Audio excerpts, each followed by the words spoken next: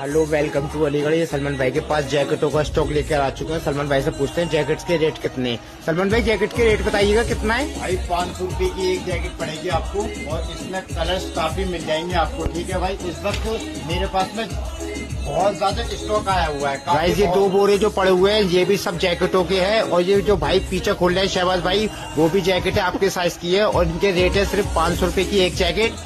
और colour design इसमें काफी मिलेंगे, और सब आपका साइज मिल जाएगा जो भी आपको चाहिए होगा। सलमान भाई की शॉप पड़ती है जीवनगढ़, गली नंबर 12, अलकरम मार्केट में आके आप शॉप पे विजिट करें। आपको कांटेक्ट नंबर देंगे। सब जैकेट्स है, ब्रांड लेबल है, एडिडास, नाइके, ये सब अवेलेबल है साइज आपके लिए। सलमान भाई, जैकेट जो आपने पहन रखी है ना, जैकेट का इसका फैब्रिक क्या है? भाई एकदम अल्टीमेट फैब्रिक है भाई, देख सकते हैं आप। ओके ओके, देखें 500 रुपए की प्राइसिंग में होगा भाई। ठीक है ओके ओके भाई, बहुत ओके। ज्यादा स्टॉक अवेलेबल है शॉप पर जैकेटों का, और आप कलर्स भी देख सकते हैं।